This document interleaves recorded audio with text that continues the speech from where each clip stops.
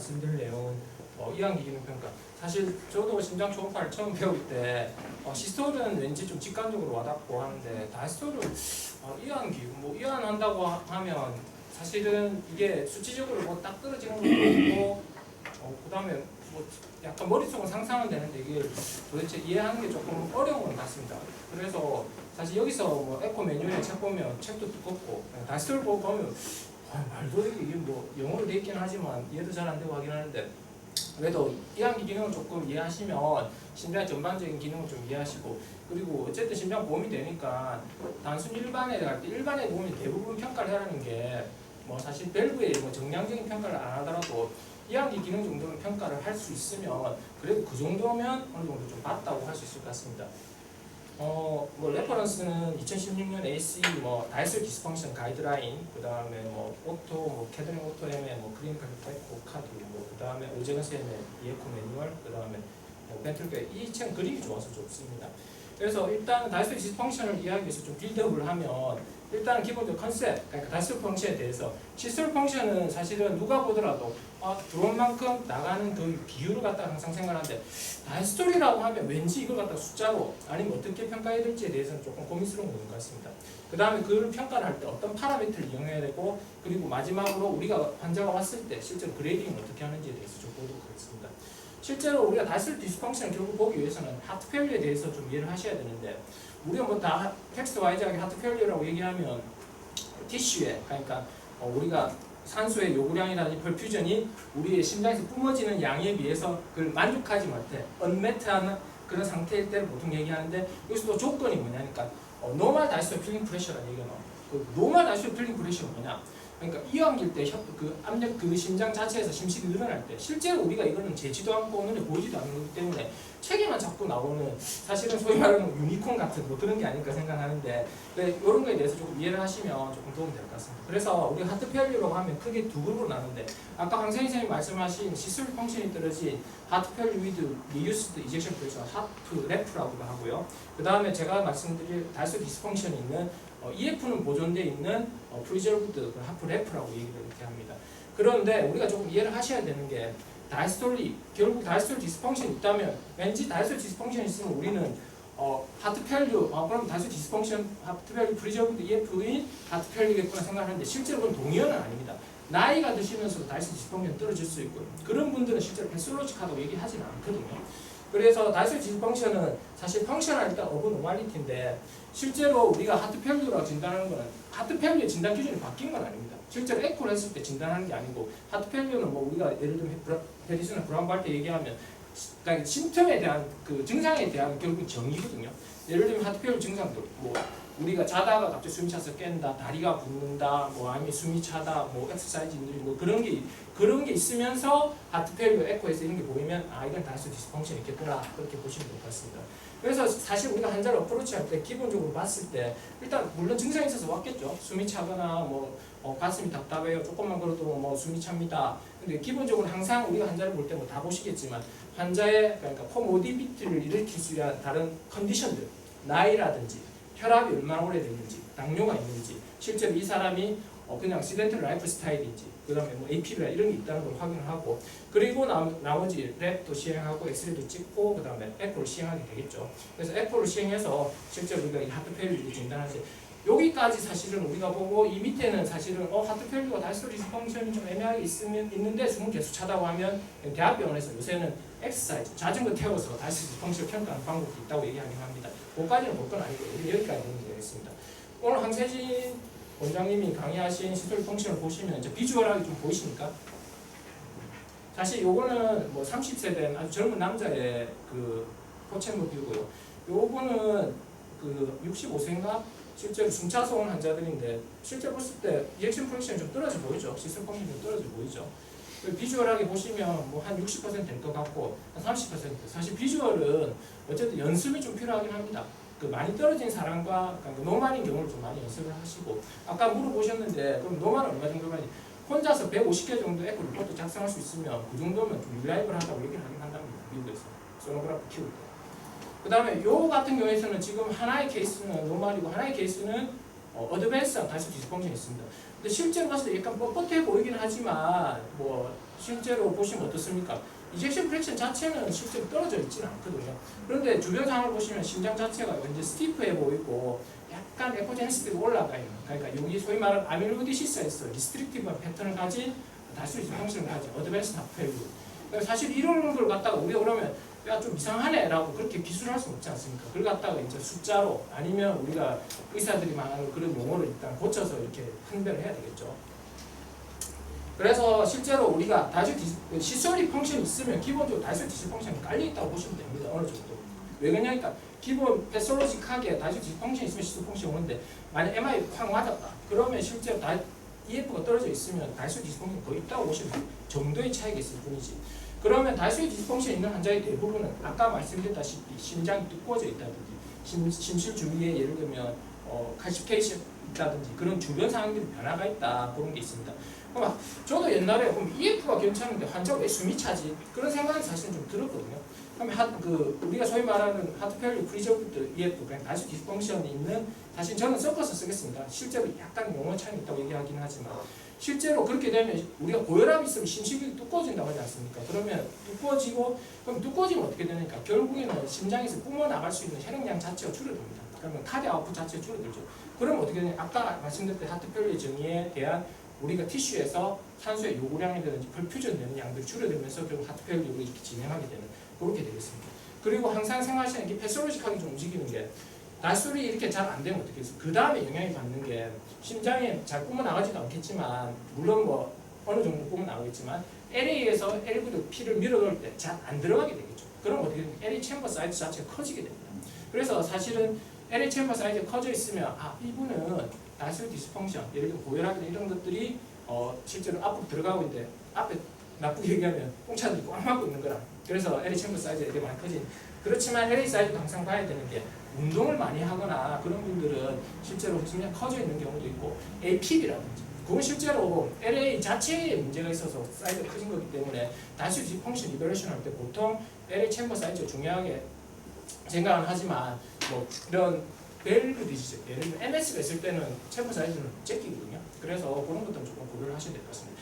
이게 무슨 얘기냐니까 같은 EF라고 하더라도 예를 들면 심실벽이 두꺼워져서 어떤 캐비티가 좁아지면 나갈 수 있는 아웃풋량이 줄어들죠. 그렇지만 우리 눈에서는 실제로 EF는 60%라고 똑같이 나가기 때문에 그렇지만 실제로 나가는 양이 여기는 40이고 60이고 여기는 30이고 그렇게 되는 거니까 그렇게 보시고 그래서 여기서 조금 이해를 우리가 하셔야 되는 게 카디악 사이클을 조금 이해를 하시면 도움이 되는데 사실 시스톨 펑션 같은 경우에서는 크게 일단 두 가지입니다. 그러니까 다이스톨이나 시스톨일 때 밸브가 닫혀있는 피어리드 있거든요. 그걸 갖다가 아이소 볼륨이라고 하고 그리고 컨트랙션 타임, 릴렉세이션, 컨트랙션 타임 같은 경우는 시스톨 펑션이고 늘어나 있는 그러니까 밸브가 다 닫히고 심장이 이제 쭉 늘어나기 이제 직전까지 밸브 열리기 직전까지 해서 아이소 볼륨 릴렉세이션 타임이라고 얘기하긴 합니다.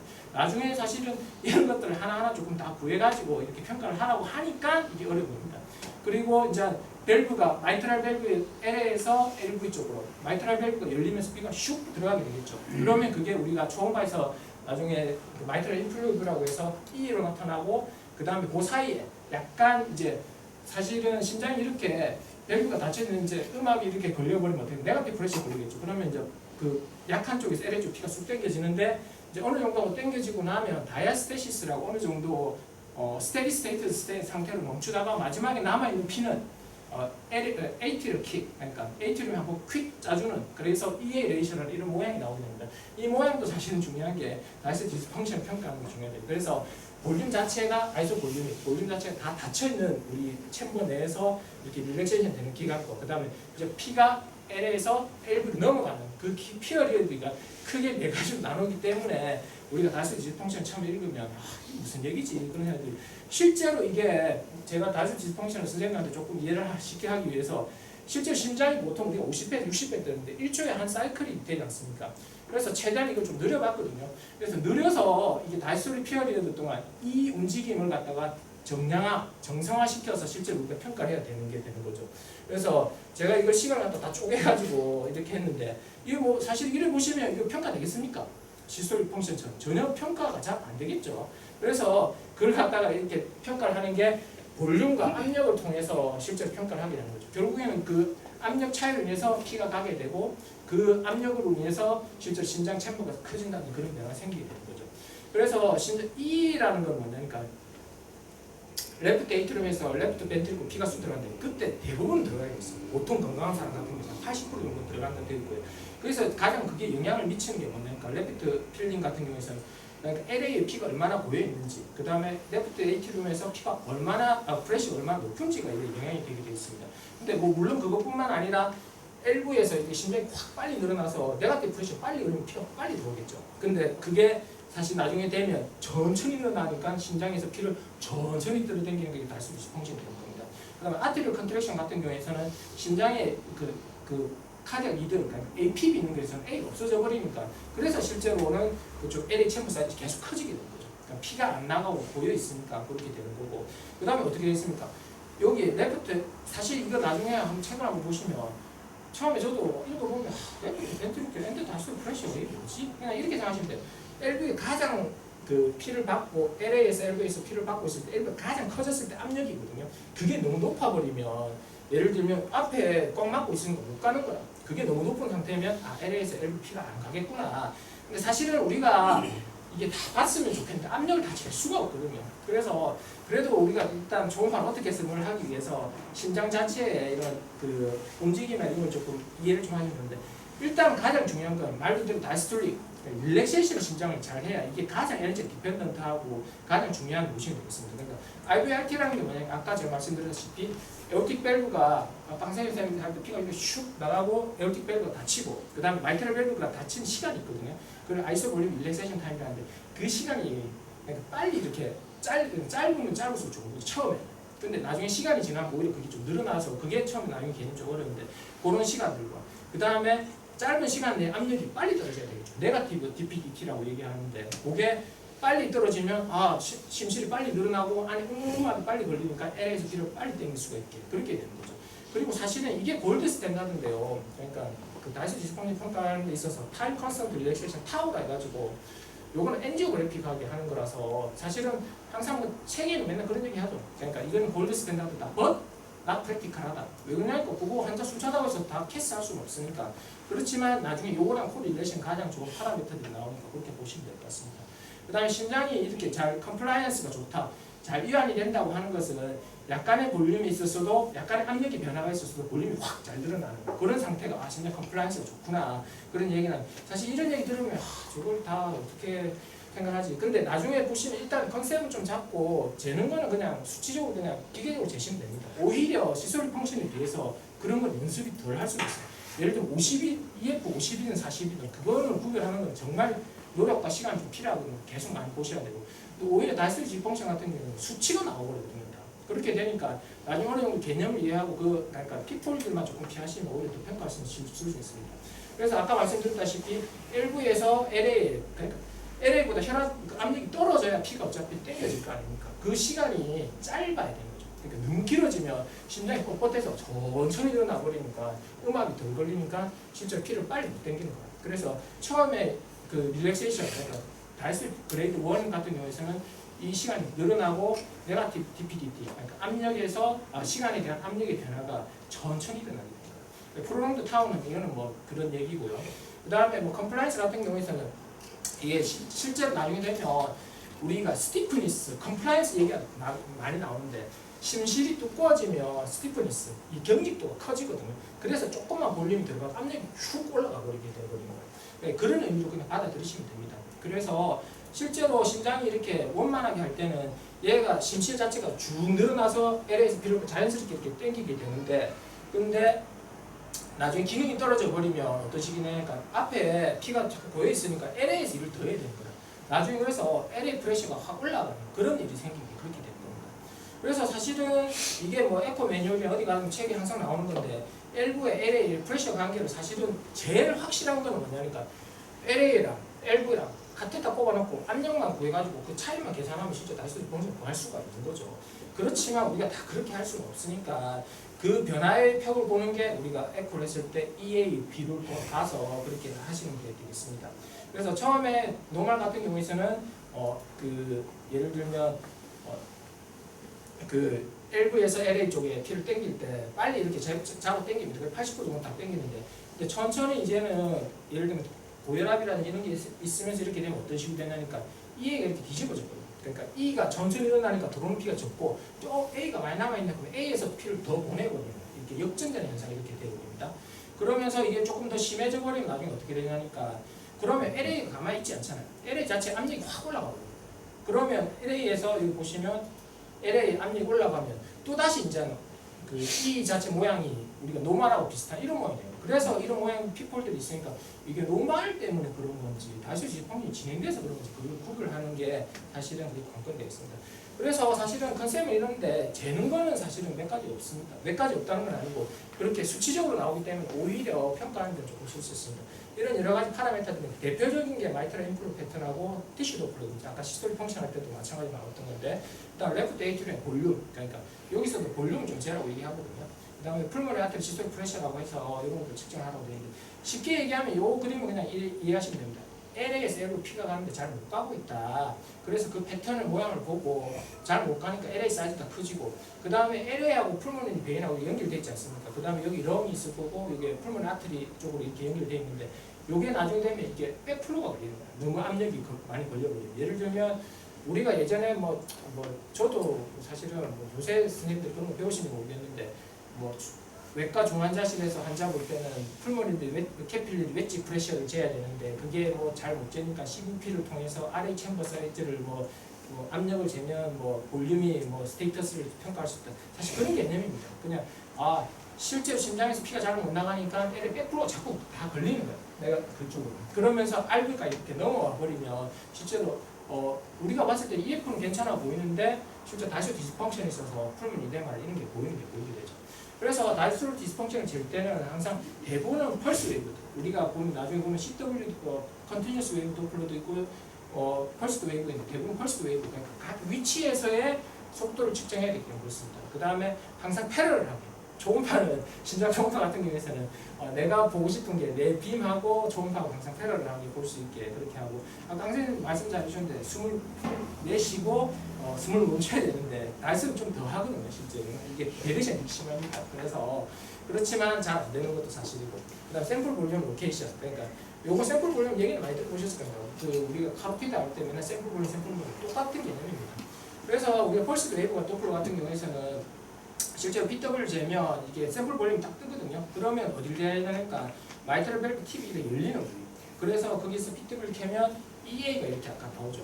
그 EA가 나오는데 실제로 우리가 쟀을 때 마이트럴 밸브 팁은 항상 그 샘플 볼륨의 위치는 마이트럴 밸브 열리는 팁 쪽에 항상 위치하게 되어 있고 항상 우리가 도플러 빔은 패러를 하고 왜 그러냐니까 패러를 하지 않으면 항상 언더 에스티메이션 되거든요. 언더 에스티메이션 되니까 과소평가할 수 있다. 그런 것도 좀 보셔야 되고 그리고 숨을 내쉬어서 잘 참으라고 하는데 쉽게 보면 쉽지 않습니다. 다 연세 많으신 분이고 말도 잘 안 들리는데 그렇게 해서 그래서 한번 보시면 포체모 뷰를 잘 잡으셨으면 이 샘플 볼륨을 띄워서 마이트럴 밸브 팁에 이 끝에 위치하게 하면 EA가 근데 사실은 이게 숨을 다 참을 수는 없죠. 자꾸 변해요. 그러면 어떤 때는 EA가 뒤집어져 있을 것 같기도 하고 어떤 때는 조금 EA가 그냥 우리가 아까 노말일 때 E가 크고 A가 작은 이런 모양일 수도 있긴 하는데 근데 전체적으로 봤을 때 평균적으로 봤을 때 이런 모양들이 많으면 그냥 노말 잡아서 재시면 크게 문제 없습니다. 그리고 사실 주변 환경을 봐야 돼요. 얘 같은 경우에는 30세 당뇨 고혈압 없고 건강한 사람 그냥 레귤러 체크업을 하는데 그걸 굳이 다 그렇게 볼 필요는 없으니까. 그래서 아까 제가 말씀드렸다시피 그리고 샘플 볼륨 위치도 중요합니다. 왜 그러냐면 이 팁에 위치하지 않으면 그 밑에 예를 2번이나 3번이나 위치를 해버리면 속도 언더 에스티메이션 되거든요. 그래서 항상 내가 샘플 볼륨을 그 샘플 볼륨 위치는 마이트럴 밸브 팁에 그렇게 위치를 하시면 도움이 될 것 같습니다. 근데 문제는 뭐냐니까 그러면 EA를 B를 보고 내가 다수 유지펑션을 평가하면 되겠네. 이게 주변 상황이 너무 휘둘린다는 얘기입니다. 그러니까 우리 몸에 프리로드 그러니까 볼륨이 많이 들어오면 얘들이 이 차이가 자체가 또 커져버려요. 그런 문제가 생겨버리거든요. 그래서 나중에 처음에 우리가 심장 자체에서 처음엔 E가 A보다 다 크거든요. 정강한 사람이면. 근데 나이가 드시면 E하고 A가 뒤집어지는데 다수 유지 펑션이 진행되면 어떤 식이 되냐니까 LA 챔버 사이즈가 커지면서 다수 그 프리로드 그러니까 심장에 들어가기 직전에 우리 프리로드라고 우리가 애프터로드는 에올타나 이런 것들 애프터로드라고 얘기하잖아요. 예를 들면 고혈압이 너무 심해지면 애프터로드가 증가돼 있다. 그런 식으로 얘기를 하긴 하는데 그런 식으로 되어 있는데 이게 주변상 영향을 좀 너무 많이 받는 거예요. 프리로드라든지 이런 것들. 그다음 또 나이가 드시면서 이런 것들은 변화가 생기는 이런 단점들이 있게 되겠습니다. 그래서 그러면 실제로 우리가 보고 싶은 건 심장의 머슬 자체의 움직임을 보고 싶은 거 아니겠습니까? 그래서 그걸 갖다가 아까 선생님도 말씀하신 티슈 도플러 이미지를 이렇게 켜서 보면 근데 사실은 텍스트 와이즈하게는 미디아라고 라테랄하고 두 군데를 다 쳐서 평균을 내라고 얘기하는데 하나만 재시면 될 것 같아요. 미디아 쪽에 재서 그 수치만 좀 기억하시면 좀 도움이 되지 않겠나. 그래서 이게 뭐 보통 초음파에서 티슈 도플러 이미지 뭐 도플러 티슈 이미지 뭐 이거 TDI, DTI라 해가지고 그 애널리스 쪽에 이렇게 되면 요게 뭐 그 신전도를 항상 붙여놓으시는 게 좋은 게 이게 날수를 페이지 아니겠습니까? EAS 뭐 그래서 이게 S 같은 경우에서는 뭐 7.5다 아까 뭐 7 이상이면 커져 있다 뭐 노말이라고 하니까 기술 펑션 괜찮네. 날수 펑션도 보통은 E 같은 경우에서는 젊은 사람은 10이고 연세 드신 분은 보통 8 이상이면 그게 문제는 없다. 그렇게 보시면 될 것 같아요.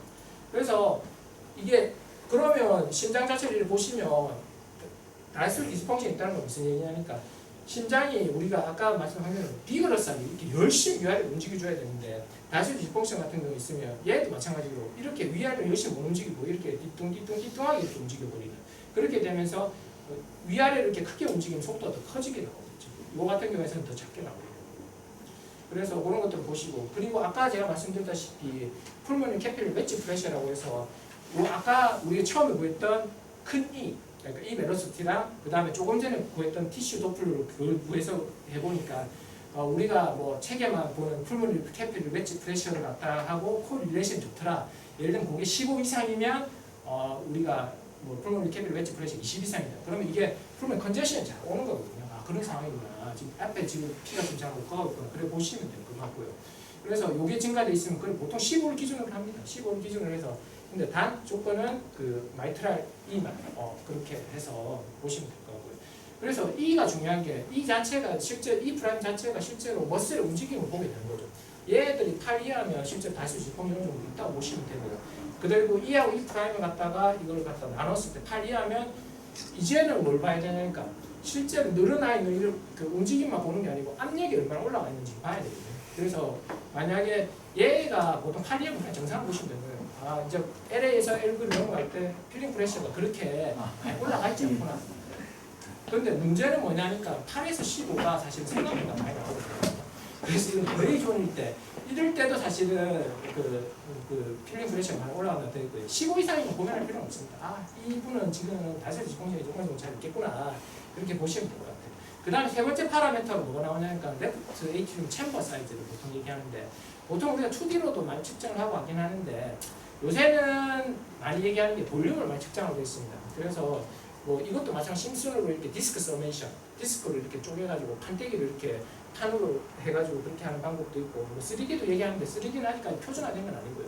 그래서 우리가 보통 뭐 에어리어 랭스 메소드도 있고 하긴 하는데 아이플레인 심슨 메소드처럼 그 다음에 LA는 좀 쉽습니다. 두 개만 하면 되거든요. 아까 그 EF를 구할 때는 예를 들면 다쏠 때 그 포챔버의 다이솔 시스템, 투챔버의 다이솔 시스템인데 얘네들은 딴 거 고민할 필요 없이 제일 클 때만 짝꿍이셔가지고 하시면 이렇게 지가 키하고 몸무게를 심장 초음파 할 때 항상 키하고 몸무게를 넣어야 되는 게 이 볼륨 인덱스를 보여주거든요.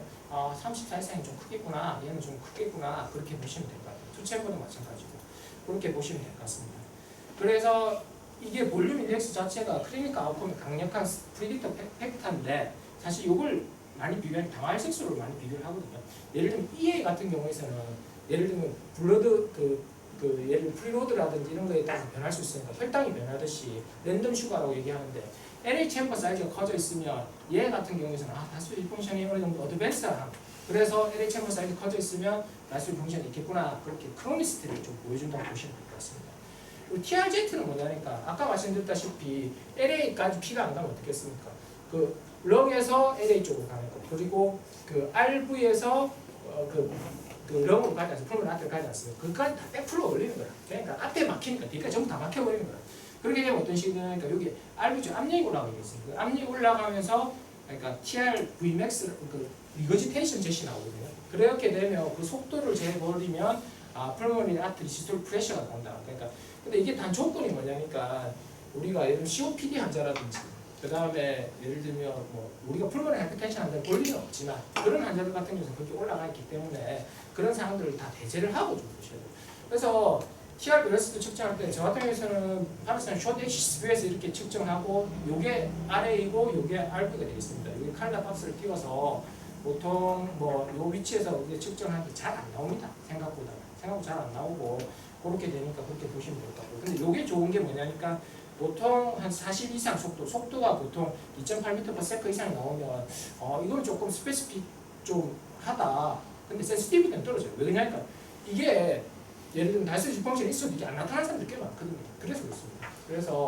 그래서 또 이게 그래 이 네 가지 갖고 이 구별이 잘 안 된다. 그러면 풀모널 플로우 메저먼트를 좀 해라. 사실 저도 이거 잘 안 재는데 뭐 이번에 정리하면서 좀 재긴 쟀는데 이거 어떻게 재냐니까 거의 타이브 챔버 뷰로 해서 약간 프로브를 밑으로 꺾어버리면 풀모널이 랩트 풀모널 베인이 나오거든요. 거기서 예를 들면 PW를 재서 하면 잘 안 나와요. 근데 여기서 이제 칼라를 좀 띄워서 그래도 조금 위치를 잡아서 재면 이게 시스톨과 다이스톨 이런 페이지로 나온다고. 그냥 이렇게만 나온다는 것만 기억하시고 그런데 이게 다이스톨이 시스톨보다 많이 크다. 1보다 크다고 하면 이게는 다이스톨 펑션이다. 근데 문제는 뭐냐니까 정상이도 이렇게 볼 수 있는 거라. 그래서 이거는 어떻게 하실 때냐니까 여러 파라메터들이 좀 애매하게 다이스톨 펑션 같은데 기준에 안 맞는 경우가 있다. 그럴 때는 이런 걸 좀 측정하시면 도움이 된다고 얘기는 합니다. 그런 것들을 좀 보시면 될 것 같고요. 그 다음에 아이소 볼륨메트릭 릴렉세이션. 아까 그 짧은 시간을 그러면 어떻게, 요거 시간도 중요한데 이걸 측정을 어떻게 하느냐. 요거는 사실은 텍스트 와이즈하게는 이게 바이브 챔버뷰를 보통 해서 에오틱 밸브랑 마이트럴 밸브 사이에 이게 뭐 PW나 CW를 재서 이렇게 측정하시면 보통 요게 에오틱 밸브에서 프로 나가는 거 요게 EA가 되고 요 사이가 되거든요. 요 사이에 이 시간을 측정하시면 요 시간이 쭉 드러나 있으면 지금 다이소 디스펑션이 조금 있겠구나 그렇게 보시면 될 것 같아요. 그래서 다이소 이런 파라메터들의 의미가 뭐냐니까 사실 이런 얘기 나오면 또 머리가 아프죠. 뭐 다이스톨 리코일, 스티프니스 그냥 사실은 이렇게 생각해요. 뻣뻣해서 지금 잘 안 늘어나고 그 다음 탄력 있게 쑥 늘어났다가 이렇게 푹 짜줘야 되는데 그게 지금 잘 안 되고 있는데 그걸 잘 볼 수 있는 파라메터들이 뭐냐니까 중요하게 생각하는 건 E'이고요. 그 다음에 뭐 여러 가지 뭐 DT도 있고 그렇게 하면 E'하고 E', 그 다음에 LA 볼륨 정도는 꼭 기억하시면 좋지 않겠나 그렇게 생각이 듭니다. 그래서 뭐 E'을 일단 사실 E' 보통 뭐한 9나 10 정도 되면 이분은 다이소 디스펑션 좀 괜찮겠구나 그렇게 좀 컨셉 잡고 보시면 될 것 같고요. 예를 들면 이제 7 미치면 이제 이분은 LA 프레셔가 이제 높은데 낮은지를 좀 봐야 돼요. 그래서 이게 사실은 다이소 디스펑션 마지막 정리하는 보통 표인데 사실은 우리가 뭐 크게 이 파라메터 아까 지금 재은 걸 다 이렇게 얘기를 하긴 합니다. EF가 보통 50인 사람 같은 경우에서는 보통 이렇게 측정을 하라고 되어 있고 이 기준에 맞춰서 그러니까 E'을 보통 기준으로 7을 잡거든요. E'가 메디얼 세탈 쪽에 요게 7을 미치면 다이소 디스펑션이 있겠구나. 그 기준에 따라서 예를 들면 챔버 사이즈가 어떻고 그 다음에 E', 어떻고 근데 EF가 떨어져 있는 경우에서 조금 복잡해지긴 합니다. 그거는 이제 카탈로그를 봐야 되는데 결국에는 사실은 우리가 LV랑 LA의 이 프레셔 그레디언트 압력 차이를 이렇게 구하게 되는 건데 이 여러 파라미터를 이용해서 구하게 되는 건데 이게 사실 젊은 사람 같은 경우에서는 심장이 이렇게 잘 짜주고 그렇게 하니까 사실 어려운 게 항상 이런 게 노말하고 슈도 노말이라는 다이소 펑션이 뭐 거의 2 같은 경우에서는 우리 헷갈리는 경우가 꽤 많거든요. 그래서 여러 가지 이런 파라미터를 측정하는데 사실 항상 보셔야 되는 게 나중에 보면 E하고 A 웨이브 사이에 이게 L 웨이브라고 한 번씩 뜨거든요. 이게 근데 또 문제가 뭐냐니까 다이소 디스펑션이 많이 진행되는 사람 같은 경우에는 LA에서 LV 쪽 P가 계속하고 있으니까 그게 속도가 나는 거야. 근데 그게 30 미치면 젊은 사람이고 하면 이거는 정상이겠구나 그렇게 보시면 될 것 같고요. 그래서 일단 다이소 그레이드 1 같은 경우에는 기본적으로 항상 다이소 디스펑션을 보실 때 LVH는 항상 좀 보셔야 되죠. 그러니까 심장이 두꺼워져 있네 그런 것들이 있으면 이 사람 같은 경우는 다이소 디스펑션이 있겠구나. 그러면 그 정도가 어느 정도인지 평가를 해야 되는 거죠. 그래서 EA를 측정을 해보니까 E도 좀 떨어지고 A가 이렇게 뒤집어지고 우리 소위 말하면 일단 첫 번째 단계일 것 같네 그런 모양이고 그 다음에 티슈 도플러 같은 경우에도 아까 8 미치면 떨어져 있다고 했죠. 그럼 좀 떨어져 있네. 그 다음에 E하고 E' 이게 속도를 이거는 8 정도 그레이 존으로 이렇게 나와버리죠. 근데 보니까 TR 벨로시티 같은 경우에서 2.8보다 크고 LA 볼륨도 좀 커져 있네요. 그래서 이분 같은 경우에서는 다이소리 디스펑션 그레이드 1이 되겠구나. 2 같은 경우에서는 이제 여기서부터 조금 헷갈리는 게 요게 어떻게 되냐니까 나중에 시간이 지나면 그 다이소리 디스펑션 그레이드 2 같은 경우에서는 아까 제가 말씀드렸다시피 모양이 EA가 아까 노멀하고 비슷하게 나오는 이렇게 모양이 되거든요. 근데 사실 왜 그러냐? 결국 압력 차이에 의해서 처음에는 LV가 압력이 그 약간 늘어나는 힘이 처음에 떨어져서 그렇게 했는데 LA가 나중에 되니까 쥐도 혈압이 이제 올라가는 거야. 혈압이 올라가면서 그 처음에 E가 떨어진 걸 다시 갖다 회복시켜 줘버리고 그런 모양으로 이렇게 돼버리고 그런 경우에서는 티슈 도프를 재서 E-E 프라임이 예를 들면 15 이상이라고 하면 이 부분은 E하고 A가 노멀처럼 보이지만 E-E 프라임하고 계산해 보니까 15 이상이고 하면 이거는 다이소 디스펑션 그레이드 2겠구나 그렇게 보시면 될 것 같습니다. 그래서 또 그런 경우에서 또 애매하면 아까 풀모널리 베인 프레셔에서 측정했을 때 아까 사실 단 조건은 그겁니다. 내가 다이소 디스펑션 했는데 좀 애매한데 좀 다이소 디스펑션 같다. 그러면 일단 이거 사실 잘 안 나와요. 이거 뭐 책에 읽어보면 항상 챌린지, 디피컬트 그런 얘기밖에 안 나오더라고요. 그렇게 되니까 그렇게 보시고 그리고 마찬가지로 이게 또 E하고 A 웨이브 사이 L 웨이브라고 아까도 노말일 때도 이렇게 나오는데 얘도 이렇게 나오거든요. 근데 얘 같은 경우에는 30cm per 이상이면 예를 들면 이거는 다이소리 디스펑션이 있어서 지금 플로우가 이렇게 생기는 거구나 그렇게 보시면 될 것 같습니다. 다이소리 디스펑션 그레이드 3 같은 경우에는 실제로는 뭐 그 무슨 얘기 극단적인 대부분의 경우죠. 그러니까 우리가 아밀로이드 시스라든지 MI 심하게 맞아가지고 뭐 거의 뭐 심장이 거의 안 뛰는 그런 모양일 때 보통 그렇게 얘기를 하고 다 떨어져 있고 다 늘어나 있고 그렇게 생각하시면 될 것 같습니다. 사실 요거는 그때 그걸 보는 것보다 대부분 보면 시설 펑션을 포커스를 맞춰서 보게 되죠. 그래서 그렇지만 시설 펑션이 괜찮은 이런 인필트레이티브한 핫 디지 같은 경우에서는 2D 이미지만 보시더라도 이게 심장이 움직임이 좀 뻣뻣해 보이네. 그러면 이렇게 티슈 도플러 아까 마이트럴 인플루를 했을 때 2 이상이고 티슈 도플러 같은 경우에서는 5 밑으로 떨어져 있고 이런 경우에서는 SD를 측정을 하면 아까 풀물 베인 프레셔 밸런스도 측정하면 다이소리 프레셔 이렇게 올라가 있다. 그래서 케이스를 하나 보시겠습니다. 이거는 사실은 딱 보시면 어떻습니까? 우리 첫째 시간에 배웠던 시설 펑션 좀 떨어져 보이죠. 그래서 제가 보면 한 30, 20 뭐 그렇게 되려나 그 이런 경우에서는 이분하게 이렇게 떨어져 있으면 M모드 제도 크게 문제 없습니다. 보통 27% 뭐 이렇게 돼 있고 심슨 제도 뭐 이렇게 비슷하게 나옵니다.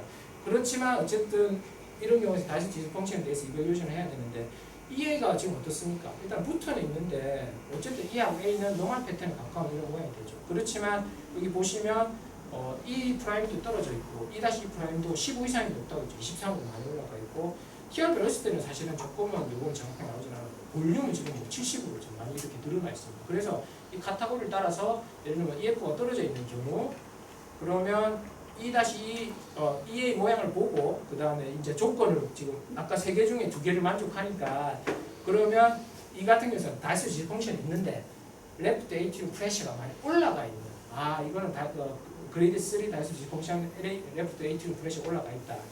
두 번째 이것도 사실은 EF가 조금 떨어져는 보이죠. 그래서 측정을 하시면 EA 같은 경우에서는 이건 보통 지금 한 30 정도 좀 되어 보입니다. 그래서 이게 티슈 재고, L의 볼륨도 재고. 근데 사실은 E가 확실히 커져버리고, 그 이젝션 프랙션이나 이런 게 심장 자체 심근 디지즈가 있어 보이고, EF가 떨어져 있는 경우에서는 오히려 더 쉽습니다. EA가 2 이상이면 딱 2 이상이거든요. 그러면 실제로 다이아스톨릭 그레이드 3 레프트 에이티브 프레셔 올라가 있는 그런 상태가 되고. 그래서 요 같은 경우에서는 조금 이제는 보죠. 이분 같은 경우는 당뇨가 한 10년 정도 됐고 한 번씩 숨차다고 얘기하시긴 하는데 그렇게 운동하면 조금 숨차다 얘기하긴 하시고요. 그리고 EF 같은 경우에서는 비주얼하게 보셨을 때 그렇게 많이 떨어져 보이긴 그래 보이진 않죠. 그래서 일단은 항상 보셔야 되는데 두께를 보셔야 돼요. 심장이 좀 두꺼워져 있네, 안 두꺼워져 있네 그런 것도 조금 판단하시고 그 다음에 보면 이제 우리가 다이소 디스펑션이니까 마이트럴 E 패턴을 재고, 그다음 티슈도 재고, 그 다음에 그 TR 벨로시티 이런 거 측정해서 L의 볼륨도 재보니까 실제로 L의 볼륨 자체도 커져 있지도 않고 E' 프라임도 늘어나 있지도 않고 EA 같은 경우에서도 요런 모양. 그러면 어떻게 되냐니까 EA가 지금 보시면 0.63, 0.8 떨어져 있구나. 요 떨어져 있고 E 프라임 자체도 사실은 다이소 펑션이 진행되면요 E 프라임이 점점 올라가거든요. 그래서 올라가니까 이게 52하고 0.8 이하고는 그러면 다이소 펑션이 있는데 노멀 레프트 에이티브 프레셔다 그렇게 보시면 될 것 같습니다. 그래서 마지막 정리를 하면 2D를 항상 하긴 하고요. 심장의 구조적인 문제, 레프트 벤트리클이 커져 있다든지 아밀로이시스 같은 경우에는 사실은 뭐 스페클링 뭐 해서 뭐 뿌려놓은 거라 얘기하는데 좀 뻣뻣해 보이면 좀 그렇게 그 의심해 볼 수 있는 겁니다. 그냥 그런 상황을 생각하고 보는 거죠. 그 다음에 이 프라임이 보통 7이하면 다이스 디스펑션이 있을 수 있겠구나 그렇게 보고 그 다음에 EA 이제 패턴을 보는데 EA 패턴이 항상 그렇게 어려운 게 아까 슈도 노멀 같은 경우에는 노멀하고 똑같은 모양 나오기 때문에 나이라든지 백그라운드를 항상 보시고 슈도 노멀 패턴도 항상 슈도 노멀일 수도 있겠네 나이가 30대가 그대로 있을 수 있으니까요. 그 다음에 티슈 도플러하고 코릴레이션해서 보시고요. 그 다음에 레프트 에이트리움 같은 경우에서는 어쨌든 얘가 커져 있으면 APB나 마이트럴 밸브 디지즈가 있지 않는 있으면 커져 있으면 다수 디스펑션이 있는 거 아닐까 그렇게 좀 생각하는 것 같고 TR 이거 리버지테이션 벨로시티는 잘 안 나옵니다. 근데 이게 높으면 좀 강하게 의심을 해볼 수 있는 거죠. 그 다음에 인디터미네이트로 나온 경우 사실은 아까 제가 좀 딱 떨어지는 환자들을 보여서 그러는데 나중에 그 그래프에 보시면 인디터미네이트라고 뜨거든요. 그러면 사실은 풀머리 베인 패턴이라든지 IVRT라든지 주변 상황을 보고 판단하라고 되어 있는데 내 마음대로 해라는 얘기 같긴 같은데 그렇게 보시면 될 것 같습니다. 네, 괜찮습니다. 감사합니다. 질문 있으십니까? 어렵죠. 어려우신데 예, 질문하시죠. 그 DT 있지 않습니까? 디셀레이션 타임. 예. 그게 어떤 경우에는 이제 그 임상 초음파계에 그 한독지를 넣으면은 160 미만이면은 이제 뭐 리스트티브 제한. 그게 처음에는 DT도 똑같아요. 그러니까 디셀레이션 타임이 뭐냐니까 이게 감속도거든요. 우리가 슉 올라갔다가 이렇게 빨리 떨어지는 그러니까 올라가는 건 가속도고 밑에 떨어지는 감속도인데 보통 우리가 그 EA를 보통 끄시면 이게 DT가 이렇게 나옵니다. 아까 제가 말씀드렸다시피 초반에 젊은 사람 같은 경우에서 심장이 이렇게 빨리 늘어나니까 LA에서 L로 피가 빨리 들어오게 되죠. 그러니까 DT가 처음에 좀 짧아요. 근데 임페어이 이제 서서히 나빠지기 시작할 때부터 서서히 늘어나거든요. 근데 실제로 나중에 다이스 디스펑션이 또 진행되면 LA에서 프레셔 올라가면서 다시 그 시간이 다시 짧아져요. 그래서 AP 같은 경우에는 그게 엄청 짧아지거든요. 그렇게 되면 이 사람은 다이스 디스펑션이 있는데 DT가 짧네. 그러면 지금 이 양반은 좀 심한 거 아닌가 그렇게 보셔야 되고 근데 이 젊은 사람이 DT가 짧으면 당연히 건강하니까 심장이 잘 이렇게 피를 석션해가지고 빠르게 당겨서 그 시간이 짧으니까 건강하다고 보시면 될 것 같아요. 그래서 주변 상황을 보시고 항상 판단해야 되고 그래서 이게 뭐 숫자로 나오긴 하지만 어쨌든 앞뒤 전후 사람이 따져서 예를 들면 근데 30대인 고혈압이 20살 때부터 있었는데 약도 잘 안 먹고 혈압 190이다. 그럼 실제로 DT 같은 경우에서는 실제로 엄청 짧은데 이게 다시 디스펑션으로 인해서 그런 것도 있을 수도 있거든요. 그래서 항상 그런 것들을 조금 고민하시고 좀 보셔야 맞지 않겠어요. 제가 오늘 제 환자도 보니까 혈압 190인데 나이 30이거든요. 근데 혈압이 뭐 몇 년, 4, 5년 됐다고 얘기하긴 하더라고요. 그런 사람도 좀 그렇더라고요. 예. 그 다음에 좀 기본적인 질문이긴 한데 아까 그 심장 초음파 강의에서는 항상 볼륨 잴 때 이 피 몸무게를 입력하고 그 다음에 그 챔버 사이즈를 트래킹 해가면서 되지 않습니까? 예. 근데 키는 변하지 않겠지만 몸무게가 변할 수 있는 컨디션은 많습니다. 뭐 살이 많이 쪘다든가 다이어트를 했다든가 뭐 이뇨제를 복용했다든가 투석을 한다든가 이런 때는 체중은 급격하게 변하는 그런 심장 기능에 차이가 나는 그걸 하기 전에는 풀로드가 많이 증가됐기 때문에 LA 챔버 사이즈가 더 커질 수도 있고요. 실제로 그런 경우에는. 근데 뭐 모르겠습니다. 뭐 예를 들면 1년 전에 했는데 10kg 살 빼가지고 왔다. 뭐 그러면 몸무게 다시 놓고 해가지고 뭐 그렇게 보면 될 것 같은데 뭐 몇 개월 사이에 뭐 그렇게 급격한 변화에 대해서는 그렇게 저도 솔직히 말씀드리면 키하고 몸무게 기록하고 그 환자 1년 뒤에 팔로우 하면요 키 몸무게 다시 안 되거든요. 그냥 그런갑다 하고 그렇게 얘기하긴 합니다. 그런 경우에 실제로 볼륨을 측정을 하면은 그 몸무게를 다시 재보정해서 측정을 하면은 예, 그러면 지가 알아서 나는지. 그 나오는데 근데 어차피 볼륨 인덱스이기 때문에 체구가 예를 들면 뭐 한참 클라이에서 체구가 커져서 뭐 챔버 사이즈 더 커지고 하면 그만큼 뭐 체표면이 커져서 그러면 뭐 보정은 되겠죠. 그래서 볼륨 인덱스를 이렇게 항상 키하고 몸무게 넣으면 인덱스가 이렇게 나오는 거니까 뭐 고민하 너무 고심하지는 않으셔도 되지 않을까 생각합니다. 예. 저도 사실 좀 부지런해서 환자 올 때마다 키 몸무게 재보고 그러면 좋겠는데 한번 딱 넣어놓으면 1년 전부 데이터 그대로 땡겨서 쓰니까 사실 잴 때만 조금 차이가 있을 수 있을 것 같습니다. 만약에 어차피 영양들 재시는 거에 따라서 그 환자는 실제로 내 키의 몸무게는 이전하고 변화는 있는데 내가 재는 거는 그냥 똑같이 재고 그 몸무게를 그렇게 그전 몸무게 계산해 버리니까 그렇게 될 수 있죠. 근데 뭐 LA 볼륨은 좀 많이 강조. 근데 사실은 저도 루틴으로 재진 않고 이번에 하면서 하긴 했는데 만약에 보실 때 2D에서 보통 LA 챔버 사이즈 보통 한 4.5cm 얘기하는데 일단 일견 보셨을 때 에어타보다 좀 많이 커져 보인다든지 그러면 볼륨 한번 재봐야 되겠다. 그냥 볼륨 보시면 될 것 같아요. 일일이 다 재실 필요는 없지 않겠나. 뭐 그런 생각 좀 들긴 듭니다. 그거 재는 것도 사실 이잖아요.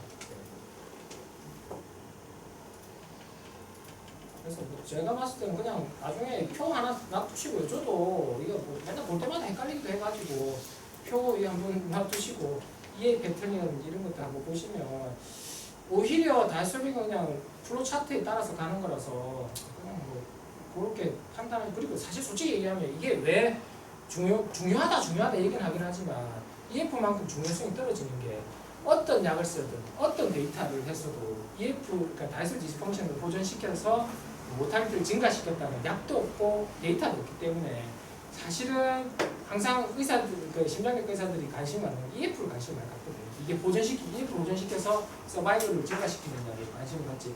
다이소 디스펑션은 그냥 뭐 시도를 할 때 좀 따라가는 조금은 뭐 물론 다이소 연구 열심히 하시는 교수님들한테 기분 나쁠 수는 있긴 하는데 저도 솔직히 얘기하면 뭐 인디터미네이트 고민하면 그냥 그레이드 1 쓰고 뭐 LA 프레셔 노말 뭐 그 정도 그냥 기술하고 그냥 끝냅니다. 근데 그 기술하는 건 좀 이렇게 기술을 좀 해달라고 하더라고요. 그레이드 정도는 평가해주고 LA 프레셔.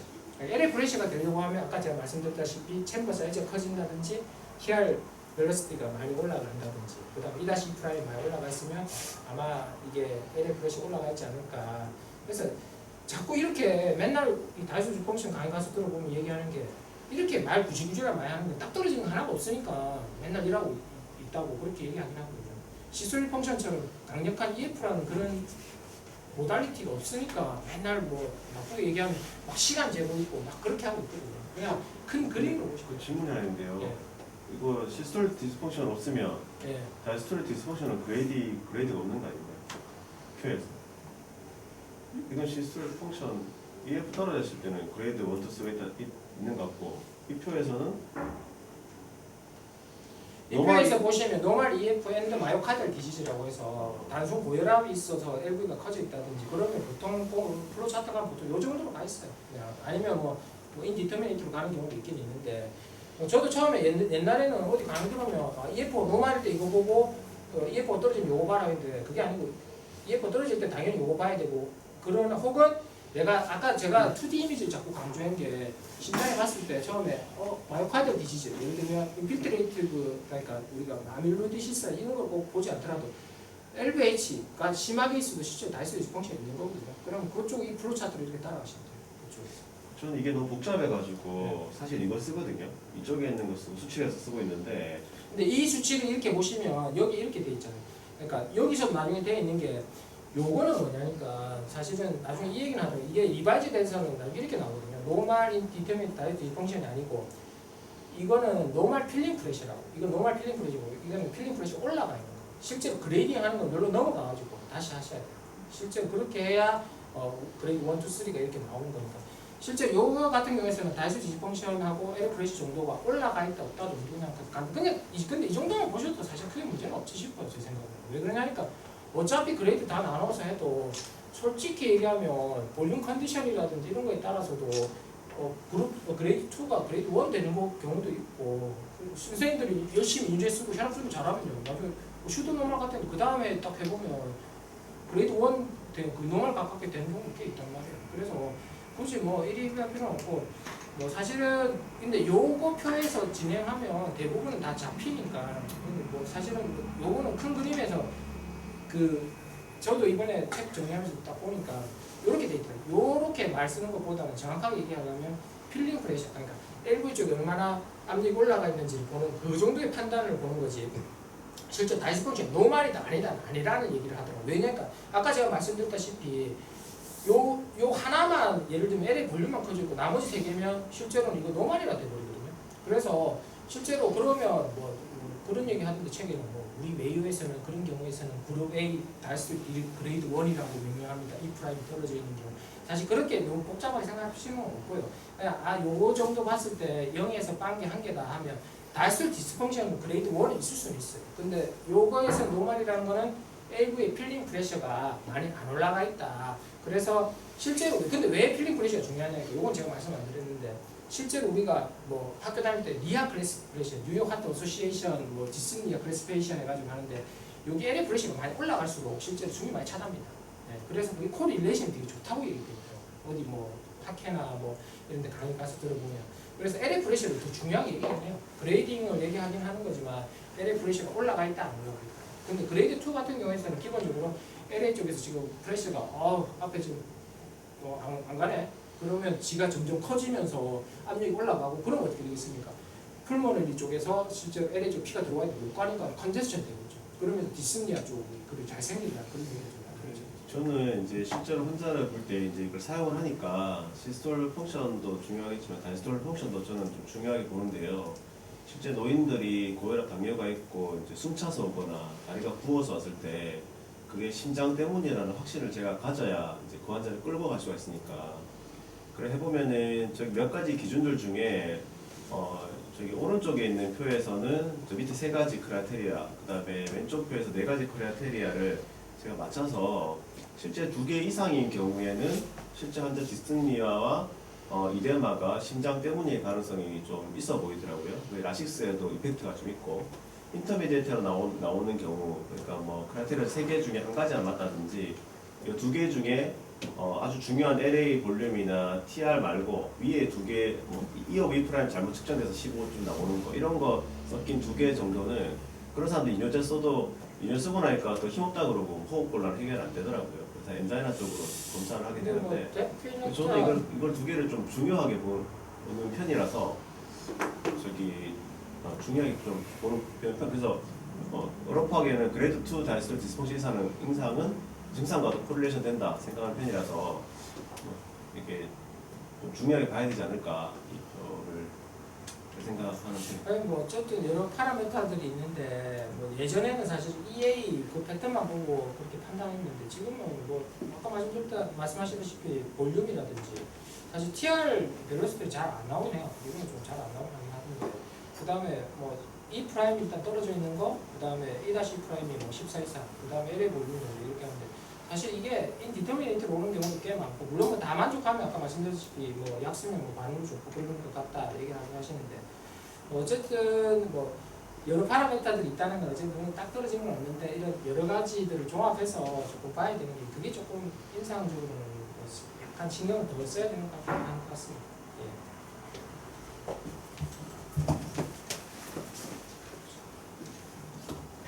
네, 좋은 강의와 열띤 토론해주신 두 분 선생님께 다시 한번 고맙습니다.